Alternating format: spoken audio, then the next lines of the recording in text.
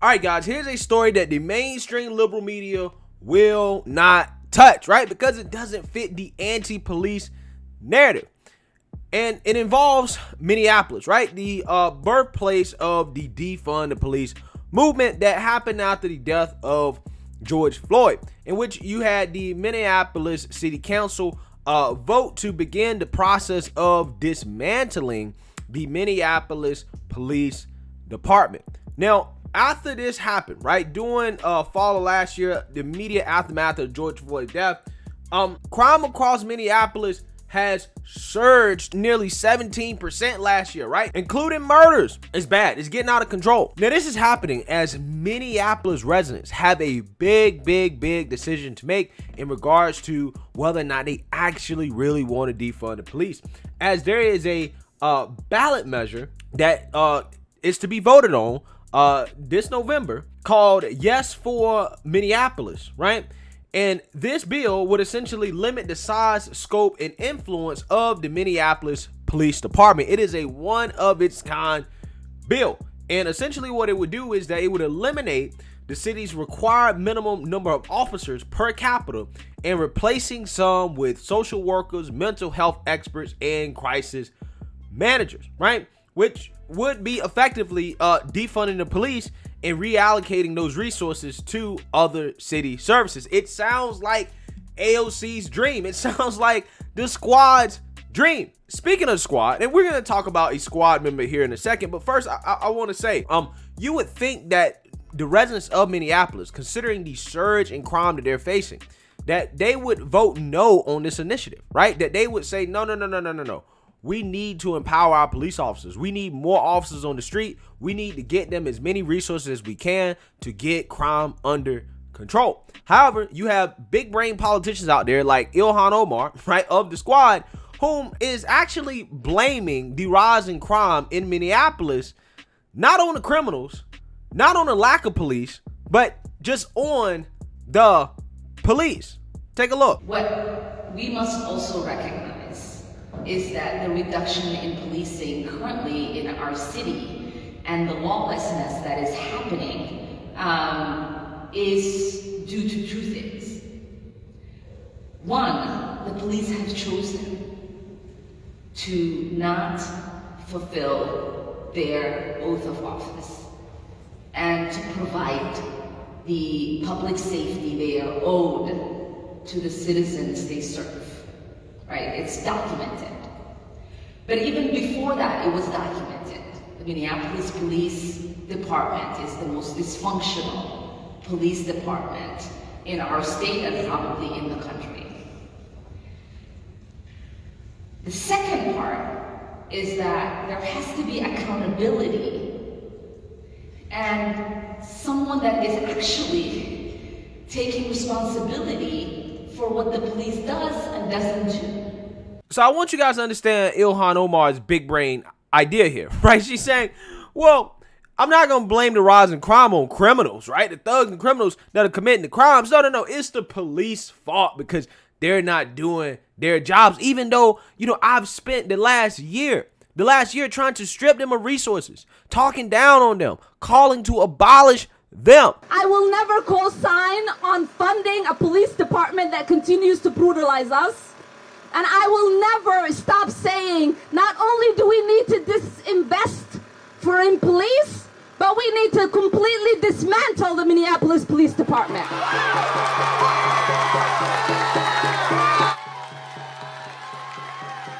So, yeah, listen, guys, if you are local police, right, and you hear a politician, right, not just her, city council members, the mayor, if you hear all these people saying, hey, we're going to abolish you. We're going to take away your resources. You guys are bad people, right? We're not going to give you the help that you need to do your job. What do you think is going to happen? Guys, think about this. If you're a police officer in Minneapolis, right, you are literally the city that started the defund the police movement because of what happened to George Floyd, right? So anytime anything happens in terms of any type of situation that police officer roughs somebody up, they do something the wrong way, somebody doesn't like what they do, guess what? All eyes are going to be on them and the mob will come after them, right? They will be demonized for it, right? They'll be demonized for it. So essentially, police are not incentivized to do their jobs anymore. And that doesn't just apply to Minneapolis. That applies across the country. But the good thing is, guys, is that I'm not just sitting here talking in hypotheticals, because we have some footage, right? We have some undercover footage of a Minneapolis police officer actually telling us exactly why residents there are having issues getting help from the police. And I just want to give you guys a little bit of background on this.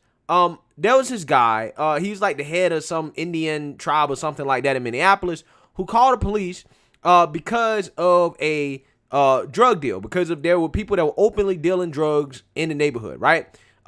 Initially, it took like 2 hours for the police to come. He had to keep calling 911.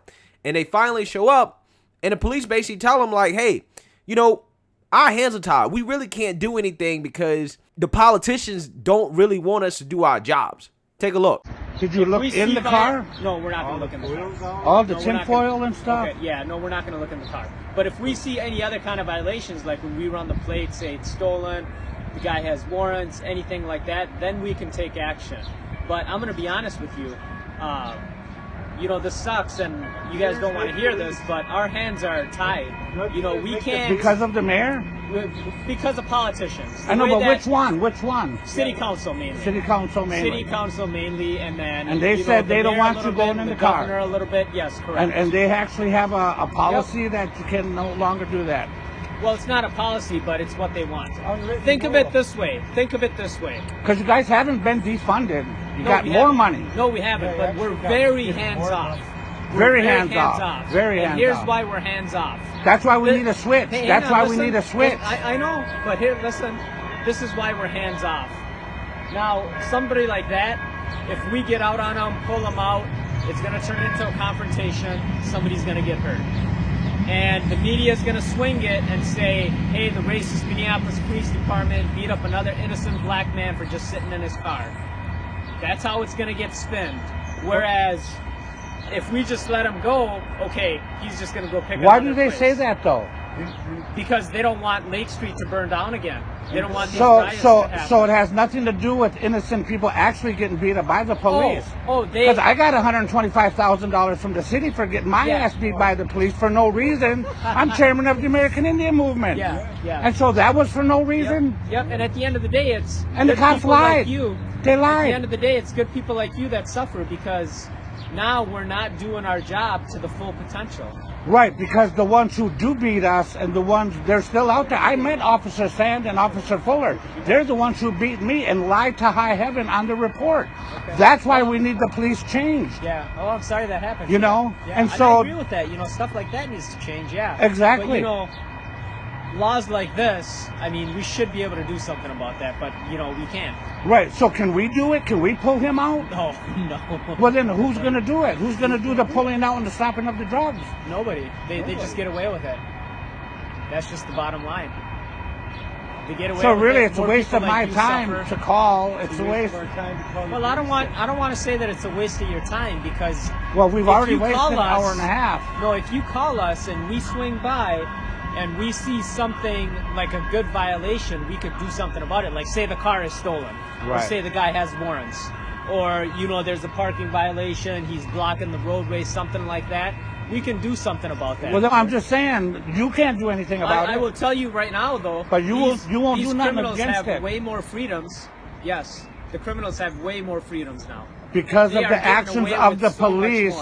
Because of the actions of the police for so many years, now they're backing off with this unwritten rule that the city council says don't touch these guys. Because of what happened with the police all these years, we've had so much corruption with Bob Kroll all the way down. And we see it. We experience it.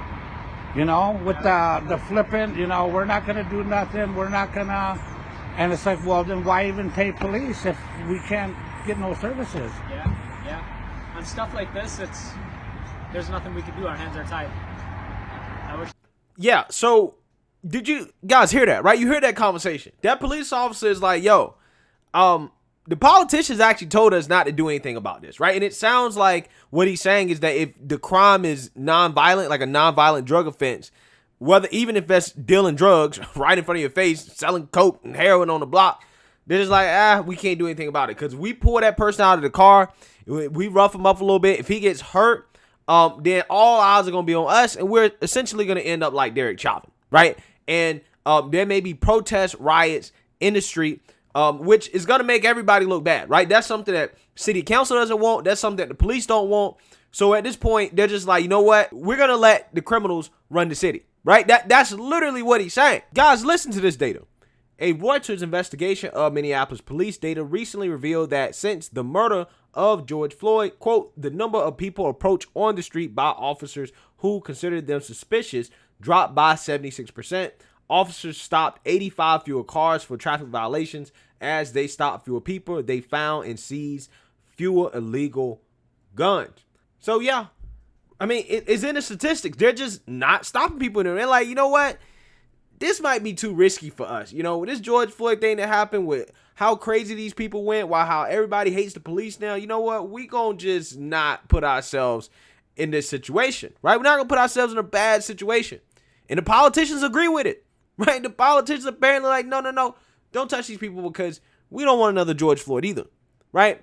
And the guy responding to him is really not, in my opinion, he's not putting the two and two together, right? He's trying to say, well, it's still you guys' fault because, you know, years of corruption and yada, yada, yada has led to them having to do this. People don't want to pay you at all because you guys are corrupt. And I'm not saying that there might not necessarily be some truth to that. Obviously, you know, there are some police departments across the country that do have some corruption. However, what you don't do is that you don't dismantle the police department and take away their resources because of that. What you do is that you weed out the corruption. That's what you do, right? Or at least you attempt to. Okay? That's how you fight that. And that's the thing that kind of kills me about these Democrat politicians. It's like, you know, these people and this anti-police sentiment has created a situation like this where innocent people are suffering. People in Minneapolis literally are trying to call the police and they cannot get the police because, one, there's probably not enough officers. And two, police are basically being told by the politicians, unwritten rule, hey, look, don't go after anybody that, you know, ain't doing anything, you know, violent, right? They ain't doing something like that or stealing a car or something like that. Don't do anything, okay? Which, you know, when you have people dealing drugs on the block, probably participating in gang activity, that type of stuff leads to more violent stuff, right? I mean, most gang murders are probably over drugs and money, okay? So police need to be able to police that type of stuff. But again, that's not what's happening in Minneapolis because you have big brain politicians like Ilhan Omar that are actively pushing to defund the police instead of trying to come together and figure out, okay, if our police department is corrupt, how can we get rid of the corruption while at the same time making our force better, right? Making sure citizens get the services that they're paying for. How can we do that? That's what you really got to focus on. And in my opinion, that probably requires more funding, right? That requires making sure officers are better trained, getting good people in there, right? That's what that involves.